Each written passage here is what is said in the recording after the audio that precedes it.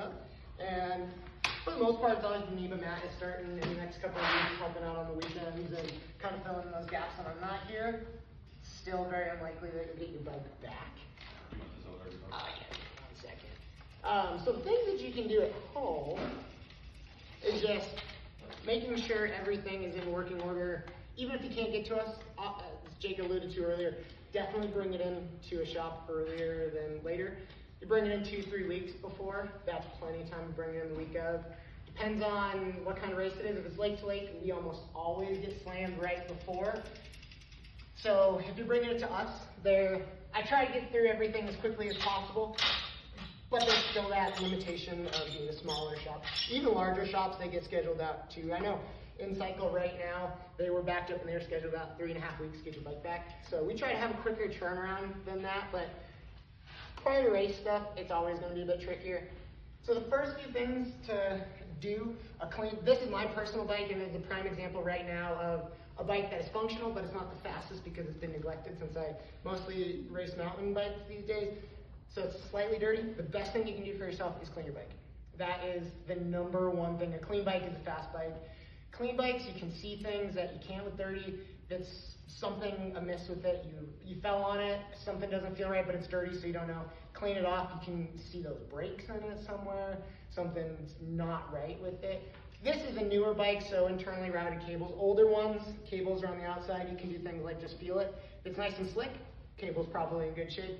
If it feels real dry, take it in, get it replaced.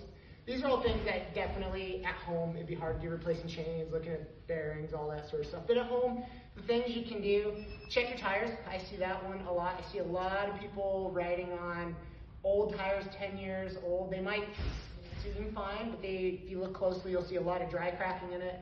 That can be pretty dangerous. You don't know what's going to happen with that tire. It's not going to perform as well. It's not the best thing to ride on a dry crack tire. I see that a lot. I replace more tires and chains than really anything.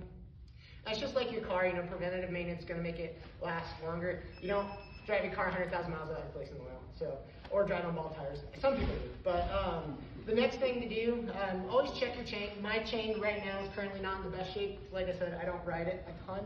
So a clean chain, and properly lubed chain is pretty much one of the most important things you can do for yourself. Shifting wise, it'll be fantastic.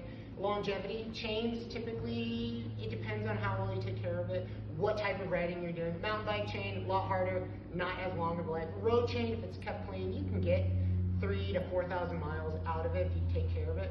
And also depends on what kind of lube you use. If you use a wet lube, and I'll go grab that real quick. The way I see a lot of people do wet lube is kind of not the most efficient way. Even rock and roll, which if you bring yours to a shop and you're not specifically asking for a type of lube, or I know Jake does wax on his chain, if you're not looking for something very, very specific, pretty much every shop you go to will have a formula of Rock and Roll Gold. I used to work for Trek, and I know for a fact that their in-house brand is a deviation of this. So wherever you take it, they're going to use something like this unless you want it waxed, or if you have a mountain bike, I'll use another version of this that's specifically for dirty chains, stuff like that. On the bottle, it says to just spray it on the cassette and let it dry and go about your way. Don't do it that way. I do recommend everyone learning to lube your chain at home. It saves a lot of time. You don't have to bring your bike in because it only takes a few minutes. You got 30-minute drive here, 30-minute drive home, whereas at home you can just do it yourself. The way I like to do it is a nice fine line while rotating the crank backwards. Almost all new chains have a quick link, so it kind of clinks together and locks in place. I always like to use that as a starting point, or wherever you guys just want. I've seen people make a mark with a Sharpie on one of their links so they have a reference point. The quick link, mine is right here. It's very noticeable. That's the easiest way to do it. Just a nice fine line. If you want to get really anal about it, you can do 1 drop on each roller on the inside. And then just do that a couple times backwards, let it sit for a few seconds, then wipe it completely clean, and then don't ride your bike. That is one of the biggest things that I see people do before a ride, and then their chain gets absolutely filthy and gets white or black splatter all over everything. It picks up all that grime because it's dry, or it's wet, excuse me. If you let it sit at the end of a ride overnight, it cures, and that's what allows it to function properly, and it doesn't attract that. This one, like I said, is not a great example. This is also a fairly new chain, so it hasn't had that time with the pre-factory lubricant on it. It grabs a lot of stuff. Doing it at the end of the ride is one of the key things to having a nice chain that will stay clean. The other thing, if you guys use a trainer at home for in-house stuff, direct drive trainers, wear your chains out like crazy. I have one customer, he's a real good person, but he has one specific bike that he only leaves on the trainer. He goes through about 5 chains a year. Outside, it depends on how much you ride, but it should be usually 1 to 2, maybe 3 depending. Jake probably goes through a lot, I go through a lot, I ride a ton. If you're riding, 3 times a week, you might only go through 1 a week. And there's things that you can do to check on that at home. There are things such as chain checkers. You bring it to any shop, every shop will have a chain checker, and if you don't, go to a different shop. So there's a large misconception of chains don't stretch at all. They elongate over a factory set interval. In between each pin to pin is 1 inch straight from the factory. What ends up happening is that grime will get down inside of those plates, the outer plate and inner plate, and there's that pin that goes through. If you can see it, there's a little roller right in there. That grime will get down in there, and over time it'll start to wallow that out, and it elongates anywhere from 0% deflection to 0.5 is a functional new chain. Anything past that, you should replace. What ends up happening with a chain that's really not been taken care of is it starts to eat away at chain rings. So it's a pliable metal, it'll wear that down. Cassettes, same thing, it'll wear that down. Cassettes usually can get everything that you see here, with the exception of this, is all expendable. All of it is meant to be replaced. It will all get used and worn out over time. So expect that just with your car, you're gonna have to replace stuff on it. I see a lot of people, and it hurts to say, they buy a $5,000 bike, they expect it to last and never have any issues. You're gonna have to replace stuff on it. That's just the nature of bikes. But it starts to add up more. You won't have to do it as often. If you lube your chain, that's the first step to making sure things last as long as possible. Because chain rings anywhere from $50 to $500, depending on what it is. Cassettes, depending, $50 to about $300. Chains, they usually run about $45 to $70 somewhere in there. Saves you a lot of time, whereas if you neglect it, you're all gonna have to do it at once, and that's a $1,000 bill sometimes. Not on top of labor. So, getting your chain checked regularly, that's a huge thing to do. And really, it's just as simple as getting a chain checker, and you can buy them online. I like the Pedro's one. There's plenty others out there, and they all do the exact same thing. And it's all based off of what type of chain you have too. Older chains, it's a little bit different. Newer chains, it's a bit different, and brand specific too. So, but getting it checked and making sure that that is in shape is good. So, and then the other few things that I really like to look at is a frame. Clean frame, like I mentioned. Right now, this would be hard to see, especially underneath. I was riding the last couple of days when it was wet. Underneath, a lot of dirt right here that hides stuff. Making sure at the end of the ride, and it doesn't even have to be spotless, you don't have to detail. Just a nice clean with the garden hose out in the driveway. Just making sure all that grime at the end of the ride gets off of it. Will show a lot of stuff that you might not see. Also, aerodynamic wise, I know Jake was talking about marginal gains. Dirt will hinder your performance. It can change the aspect of drag of all bikes. You can get really heady about it. And I shouldn't do that because I'll talk for 2 hours. But dirt on your frame will change your aerodynamics. Marginal gains, it might not seem like a lot, but it can be enough to, if you're really into that, throw it in. So a clean bike is the best thing. Depending on what kind of bike you have, newer bikes, disc brakes, tubeless, stuff like that. Another thing you gotta look at, Jake has rim brakes on his. Checking brakes, it's a huge thing. You wanna stop properly. A lot of older styles, so rim brakes, they've got down here on Jake's, a lot of them have them up here in the front. It's just a little rubber pad that slides in. They have wear indicators on them. Checking that, making sure it's not super, super low is really key. It helps stopping and having the proper brake pads on your bike as well. Yeah, so yeah, just making sure that brake pad, you have plenty of stopping life left in it. Those are all things that you can just look at home. You don't even have to know how to do it. If you suspect something's not right, bring it to the shop like that, and we'll get that all taken care of. Especially if you're doing the Olympics, there's a pretty good stint coming off off a cascade. Stopping is the most important thing you can do. I see too many people riding around worn out brakes, worn out rims can wear out as well. Older style, so like rim brakes, like that brake track can wear out too. So check on that. Bring it to a shop like me. I have wear indicators. I've also been doing this for almost 20 years, so I have the eye to see like, oh, that weighty brake track. Disc brake is something you might have. Who has disc brakes on their bikes here? So that's a totally different thing. The rims don't wear out, but the disc rotor wears out. So it depends on what brand. They're like a car brake. Yeah, it's the exact same process as what's on your car. It's a disc rotor that's hydraulic and it just clamps.